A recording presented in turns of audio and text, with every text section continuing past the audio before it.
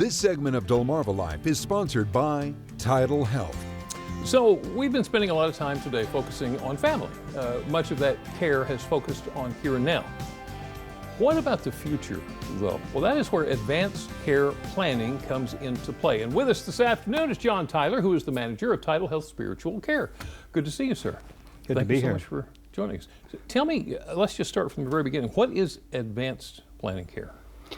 Advanced care planning is making decisions beforehand, right? Whether that be through a MOST, which is the medical order for life-sustaining treatment, whether you want CPR or not. Oh, okay, yeah. Or an advanced directive, which is, there's two parts to an advanced directive. One is naming somebody to make healthcare decisions for you in the event that you cannot. Right.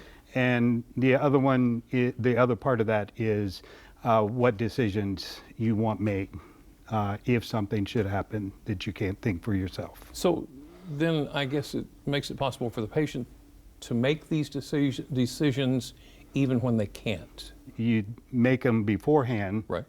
And you give the directives to the medical staff on what you want and what you don't want. Right. So clarity like this, I guess, is not only important to the medical staff, but it's also to the family. There's a lot of people that you want to be clear with what you want. Yes. It's very hard to watch families go through the distress in the midst of a trauma or a catastrophic event, to try to make these decisions in the moment. Right.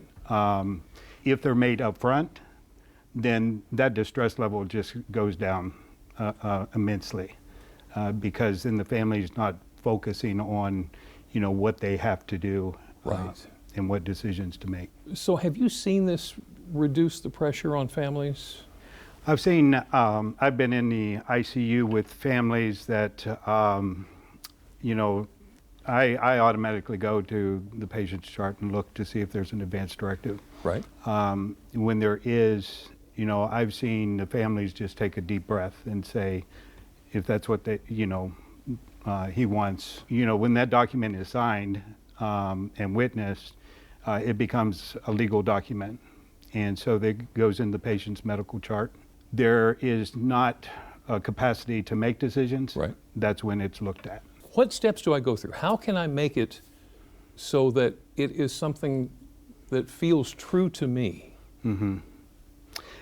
One thing is, you know, I do advanced care planning with the community, free of charge. Yeah. You know, sitting down with somebody, talking about your wishes, you know, having family members there that, you know, you want to make the decisions. Right. But talking about it is the big thing. And a lot of people don't like to talk about it because it is uncomfortable. So I guess that's the first step, is let's talk about this. Let's talk about it, yeah. You know, tomorrow at the Wycomico Library, right, I'm giving a workshop from 12:30 to 3. Okay. Anybody is welcome.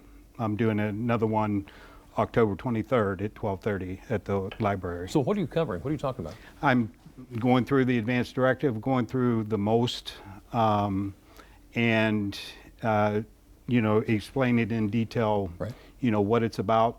Hopefully people will, you know, fill them out along the way. So I guess my thinking would be this is primarily for older people, right? No, this is for everybody. Okay. Because you have, you know, 18 years old and up can make these decisions, can, you know, do the paperwork. Right. Because you have accidents, yeah, where you may be left in a vegetative state. Yeah. Do you want to stay that way? You know, these are the questions that it gets to along the way. John Tyler, manager of TidalHealth Spiritual Care, thank you so much. You're welcome. You've helped a bunch this afternoon. Thank you.